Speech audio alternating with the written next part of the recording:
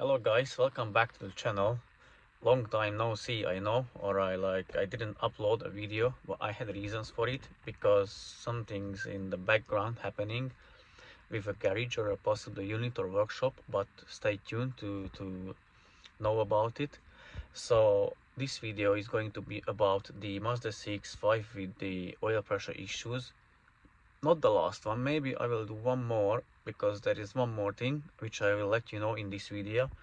So just to really quickly, just to recap the story, owner brought it to me, had oil pressure after the oil strainer replacement. Then I removed the valve cover to check the debris, the jelly, the residue, the carbon buildup inside the cylinder head. I've checked it was present, so then I cleaned it for him and I thought it will solve the issue. I took it for a test drive, drove it, everything, the light came up. So then I suspected maybe the oil pressure switch is faulty. I tried to test it, diagnose it. It seemed to be okay.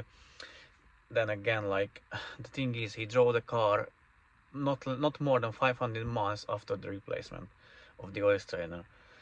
So then I decided to take off the oil pan just to see how it is looking like, and yeah, that was the issue. The oil strainer got blocked again after less than 500 miles of driving because the top wasn't cleaned. So in in the situation, in the case if you're having the same issue, the low oil pressure, it is not enough only to clean the bottom part of the engine, so the strainer, the oil pump, it has to be done properly. It is all starting from the up top, so the valve cover needs to be removed, cleaned properly, engine oil flushed, obviously strainer changed, and then it should be good. Also, the previous garage, they replaced the oil pump. I'm not saying they had bad intentions. I think they wanted to fix the problem, but what I think they don't usually do these engines, so they don't know what really to do or how to fix it properly. They replaced the oil pump. I would say it was not necessary. I would only replace on these engines the oil pump in case if it had like a seized up engine or a rod knock or something like that. Basically, if it had like a metal shavings in the oil. But this car didn't have, only that carbon buildup blocked the way of the oil inside the oil strainer. By the way, which I will cut open, I'll show, because I got two at the moment with me. I got the oil strainer of that CX Mazda in question, CX5 Mazda in question, and I got another CX5 Mazda's oil strainer with me. So I'll cut them open and show how they look like. I'll compare them to each other. And I also have the timing chain components of Mazda CX5, which I've done recently. So I want to do a very interesting video and explain you how to check, not how to check, how to do the timing chain, how to time the engine properly, what to look for, how to remove it. It will be very interesting, I would say. So yeah, that's it. That's the oil pressure issue solved. However, the car still has like maybe oil consumption, but this is a difficult thing to diagnose or get to the bottom of it, because the problem is the car has mapped out the DPF as well, and it is not physically removed, but the inside, the gut of the DPF is physically removed, so it's cut out. So basically, what it does, it is smoking, but when the vehicle is only at stationary, that's when I notice it. So it's smoking if you give it a little bit of revs, it is smoking. But when I drove it yesterday and the day before, so since I put the car back together, I drove like in two occasions, around 50 miles in total, and I revved it, I drove hard, I tried it, and it wasn't smoking. So during the driving, it wasn't smoking, or maybe just a tiny bit, so I couldn't really notice it in the rear view mirror on the side view mirrors.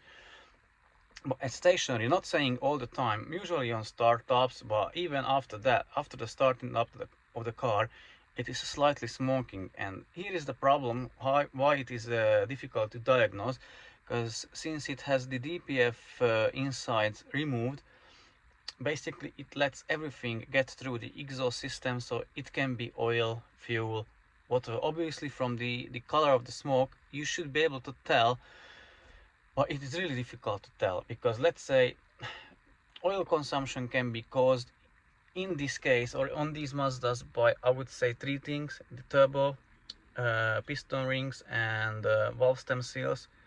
Again, I checked the turbo, it has like a small oil leak I'm not saying it's bad. So that can be one thing. Obviously, leaky injectors can be another thing. And back to the leaky injectors, it will be extremely difficult to diagnose or check for leaky injectors on that particular car, because since it is mapped out, it will never trigger a DPF region on its own. So very likely it won't, because the DPF is like the inside is removed. It won't trigger the region. It won't overfill the engine oil, so oil level won't really rise. So three things can happen if it has oil consumption. When you, it has to be obviously monitored and checked on the longer period of time. So basically every single day at the same time before the engine is started up, check the oil level. That's how I would do it. But three things can happen: the oil level will be low because it consumes oil. That's one thing, but which I think won't happen. The second will be the oil level stays very similar, or very stays the same level all the time, because even though it may have consumption, the leaking injectors can equalize it. Or if they are leaking so bad, that's the third case, the oil level can be higher. But yeah, it is a tough situation how to diagnose it. And even though on the diagnostic tool you cannot see, I can see two of the injectors, the first and second injectors are correcting a bit more than they should, but it doesn't tell. Let, for example, they're correcting a bit more, but all four can be at fault. So all four can be leaking, even though only two are correcting a bit more. So it's really difficult to tell. So that has to be monitored in a longer period of time, the oil level, and depending if it's missing from the oil, if it's more than it was, or where it was topped up. If it's more, obviously, then you know the injectors are leaking. If it is less, very likely you have oil leak somewhere. So yeah, basically that is it with that CX5. And I said it will be maybe featured one more time because it has problem with the folding mirrors, especially in the passenger side. And I know what it is causing. It is like basically just a very cheap part. It is like a plastic sprocket or gear, which very likely has broken teeth, and that's why it is not folding in or folding on. I'm not sure at the moment which one it doesn't do, but that's the problem. And there is a repair kit, so I'll need to check online how long it would take to get it delivered. And then unfortunately it's quite pain in the ass job, because you have to take off the whole door card, remove the wing mirror, disassemble it completely, replace that part which is at fault, and then assemble everything back together. I would say maybe 2-3 hours of jobs, of labor.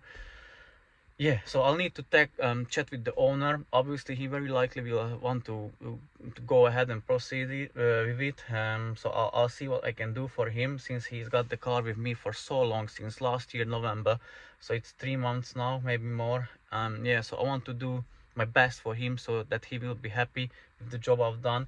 And also, he asked me one question, which is it worth to keep the car or get it sold? And like, this is a message from me to everybody who spent a lot of money on these engines. I'm talking thousands, so 1, 2, 3 thousand on these engines. It is definitely worth to keep it if you already spent the money on it, because you very likely fixed all, if not all, most of the issues you may encounter down the road. So let's say you cannot recover the money you spent already on it, so we'll sell it at a loss. Definitely, what you will get, you don't know. Maybe a lemon. So it is really hard. So maybe you will spend another thousands on that one as well. And to be honest, these cars, it is a good engine if you fix every issue of it, like the common faults. Obviously it can be very expensive if it happens everything at the same time and during your ownership. But once everything is fixed, it will be a very good car for a very long time, because it is quite powerful, quite torquey, and very good on fuel consumption. So yeah, definitely I wouldn't sell it, even though for him it would be extremely difficult to sell because he's got the DPF removed. I don't know, like, I would say it's difficult to sell that in that case. So yeah, don't sell it. It's not a bad car at all, and I really like it from interior wise, everything. I like that car. I like those Mazdas with that engine. Not because I make money off of it, but to be like honestly, it is a good engine. I'll doing one Volvo today, which I'll be showing you like the differences. And to be honest, that is a cheap design, bit higher consumption. I think a little bit less powerful, maybe the same power output. I'm not sure, but one very major thing, for example, the Mazda intake manifold is made from aluminium. On the Volvo, it is made from cheap plastic, not cheap, but plastic. So yeah, and you know, Volvo reliability, all that. I'll show you anyways. And also one more thing for the owner, the vacuum pump. Uh, Obviously I wouldn't change it, but just for him to know, it has higher numbers, higher values that it should be. So it's higher than the properly working one is, which is 7.6 kPa at idle. He's got maybe 7.7, 7.8, so it's not that bad. I wouldn't change it unless it will throw a fault code. Then I would change it, because that is pricey as well. But I think pretty much this is pretty much it. So I've drove the car, tested it, no oil pressure issues anymore. Only thing left to do is the wing mirror, which I will very likely do for him. So yeah, the oil pressure issue was fixed after again replacement of the oil strainer one more time and cleaning the top end. So basically the cylinder head, removing all the oily jelly residue there, deposit, build up, carbon, whatever from it. It wasn't that bad, to be honest, but it had to be done. I changed the oil for him maybe I don't know 4 times now. So yeah, and I will still recommend him to get the oil changed after 3,000 miles and monitor it like on a daily basis once he will got his car back, if it will be missing from it or if it will be more. But yeah, that was it for this video, and now I'm going to edit it real quick and put it online, and then I'm going to get the Volvo done, because I'm expecting another car to arrive today, maybe between 4 and 5 p.m. Mazda again, for carbon cleaning and DPF cleaning, I think, leak down test also and the owner is like very aware. So I'll do a separate video on it. I really like the owner, how aware he is of the situation, what has to be done, what needs to be done, how to do it. So yeah, he's quite aware, or like he's quite conscious with his car. So yeah, thank you very much for watching, guys, and see you in the very next one. Take care until then, and bye bye.